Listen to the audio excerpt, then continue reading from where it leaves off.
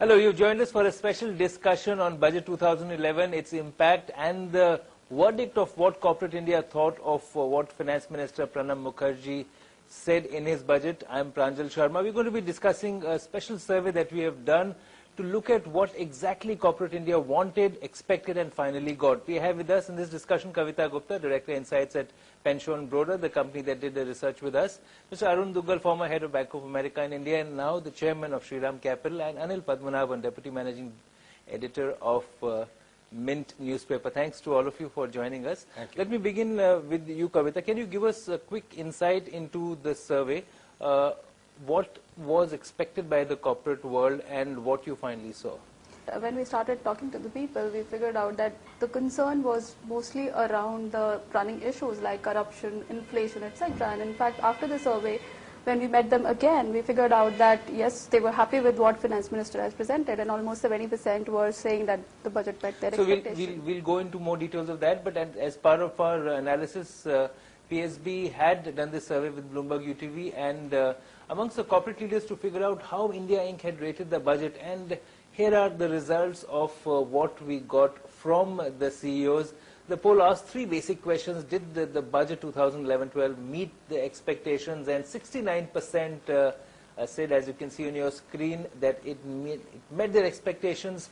31% said that it did not meet their expectations. Now, the other question that we asked was a very fairly simple thing to get a dipstick survey into what the mind of the CEOs were on the ranking and rating of the budget. And as you can see on the screen, most of the people were actually positive about it, though there were a few people who felt that not enough has been done by the budget. The ranking was fairly low, but the average figure that we get on a scale of 1 to 10 is about 7. That's where 7 and 8, actually 6 to 8 is the range where most people have ranked the budget. The other big question that we asked is how would they sort of describe the budget? And again, what we've got is that not many felt, only about 20% felt that it was a growth-oriented budget. Most people felt that it was a please-all budget. 30% felt.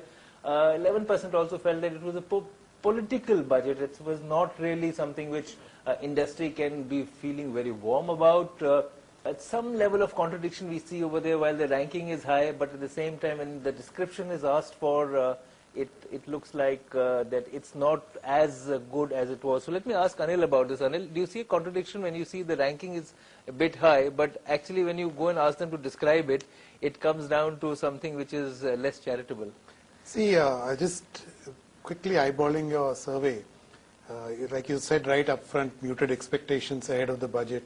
And then on top of the muted expectations, 70% say it's a good budget. But the real bad news for the finance minister, 30% said it's a really bad budget. You tag the two together, that in a muted expectation, 70% believe it's a good budget. So it's the unsaid part of this survey from Indian industry, I'm sure they won't say it on record, is that this budget is a bad budget. Why is it that you are saying that the expectations are very low? See, the run-up to the budget, there were 3 things which had to be fixed, 4 rather. Growth, jobs creation linked to it, inflation management and governance. I don't think this budget answered any of these 4, and worse, it has left an inflationary potential in the budget with 11,500 crore indirect tax levies built into it. Mr. Duggal, how would you see it? Were the expectations as low as the figures tend to suggest right now?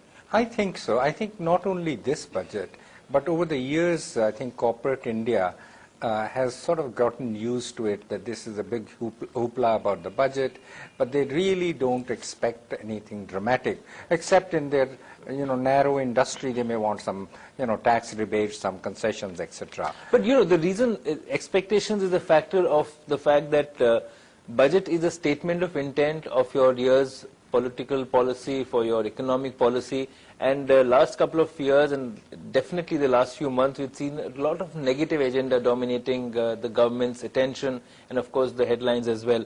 And the hope was, especially after the Prime Minister said that you will see the next phase of reforms in the budget. So when the Prime Minister says that you will see it, did you see that next wave of economic reforms in the budget, even an intent, a statement of intent? Let me just go back to one point regarding expectations. We've been through budgets years after year. But nobody after a year, no finance minister has come and said, here's my report card. This is what I said I will do, and this is what has happened. So many of these statements end up being just statements, and nothing more happens.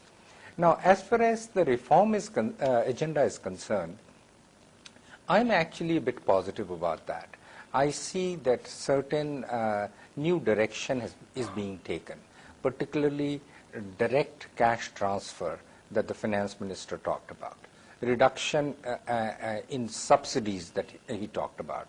I was pleased to hear that GST is on track. So in some of these ways, I see that the reform agenda is continuing.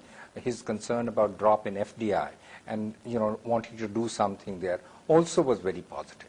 Kavita, before we take a break, quickly, in terms of a sectoral divide on expectations and of course how they were met, is there a sort of pattern you see there? Yeah, basically, if we look at services sector, they seem to be a little more optimistic than manufacturing. That was the observation.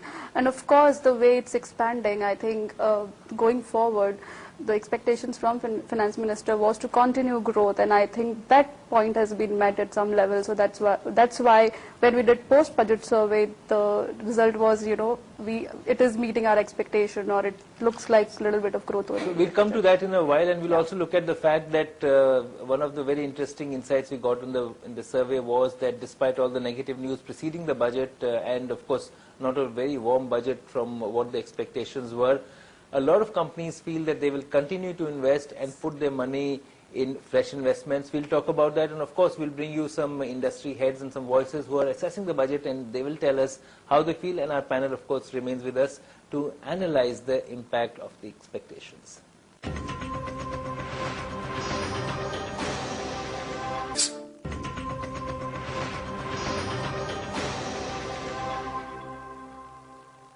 You joined us for a special discussion on corporate India's expectations from the budget. We're calling it the verdict. Now we've seen how corporate India has rated the budget. Now let's hear some of the voices that we spoke to earlier. MAT has been a source of complaint from our side, because when you are paying MAT at an effective rate of over 19%, when the total corporate tax rate is 33%, I think it is very high. At this, while you are giving exemption on the one hand, the other hand you are essentially taking it out. Now let's take a look at some of the expectations which we had been talking about. Anil, who's with us, was saying that the expectations were fairly low from the budget. Mr. Duggal also said the same thing, but very interesting fact, when we asked them, PSB asked them about the survey, what were the key challenges for the Indian economy, close to 50% said that corruption and poor governance, and actually if you combine corruption and poor governance, they dominate the challenge for the Indian economy. It was very surprising that it was not low credit or high cost of credit, low liquidity, or in fact poor infrastructure. It was really corruption and poor governance which dominated the perception of the key challenge. Let me put this to our panel as well right now, Mr. Duggal. That's a very interesting development, that the industry looks at corruption as a bigger issue than anything else. I think so. I think what we have seen is, over the last year or so, scandal after scandal, disappointment after disappointment, and that does impact industry, does impact the mood, it does impact country's reputation as a destination for foreign direct investment. So it is a major concern. It continues to be a major concern. And in this area, I don't know if budget was the right place to address it, but the government has not done enough. But he did mention that we want to improve governance, and he's talked about transparency in at least the tax administration. That is true. That is true. But it seems so little in face of an issue which is so important in the minds of corporate India, that I would rate this as a major disappointment that nothing is being done. But I hasten to add that budget probably isn't the only place to address it. I think the government has to come out and say that yes, we understand this thing, that this is a major problem, and we are going to do this, this and this to deal with this issue. Anil, roadmap for improved governance, as Mr. Duggal says, perhaps budget is not the right place to do it, but given the background and the events leading up to the budget, was it important for the government to lay out very clear norms of transparency, especially in allocation of government or national resources, as it were? Absolutely. I'll differ with Mr. Dugal on this because the circumstances required that something proactive had to be done by the government. And just to add to what he said, talk is cheap as far as this budget shows. They're just recycling a lot of old proposals. The bigger cost is there is a cost that Indian industry is paying. So if you talk to entrepreneurs, one of them in Bangalore told me about how India is losing out to Philippines primarily because there is no governance, so law and order, so you have to transport your people for outsourcing.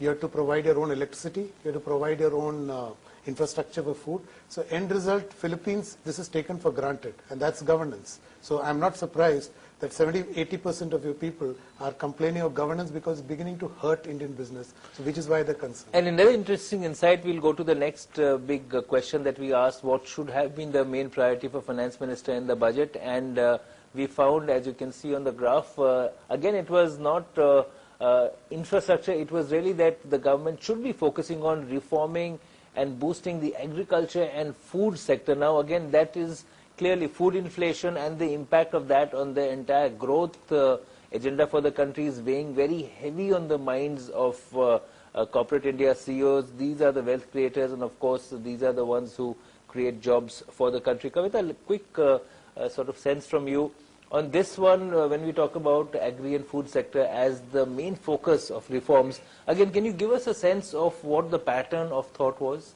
Yeah, basically when when you look at the growth of the country, and this is a country which depends a lot on agriculture, so of course that becomes an area where intervention is required. But also look at industrial growth, which has come up as the topmost second option.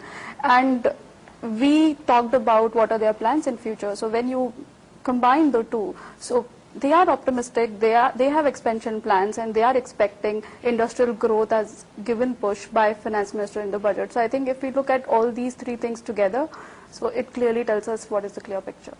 Now let's also look at the kind of growth which the companies talked about and the kind of growth that they expected from the economy, and this was 52% actually felt that it should be 7 to 8% of growth, which was fairly expected, and it's quite in sync with what Finance Minister also has been talking about. But let me ask Mr. Dugal over here, food sector reforms was thought to be the key area of reforms for the government.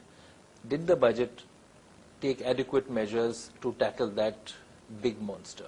No, it didn't. I think at the back of a mind of corporate India is an issue which is inflation, the corrosive impact it can have on the society, young people. Last year, Finance Minister spoke a lot about financial inclusion, but not much has happened in that area. So this discontentment and looking at what's happening around us in the world is a latent concern that people have, much more than whether we're going to put another factory or change this or that. The corrosive effect of inflation, lack of governance, corruption is top of the mind concern now. Right, we'll take a break here, but let's leave you with this graphic on despite all the negative news Indian economy, a lot of people still feel that they're going to be putting out fresh investments as well. If they are fairly confident about the growth numbers, and they're also saying that we will be putting in more money to expand. We'll come back and look at those figures once more.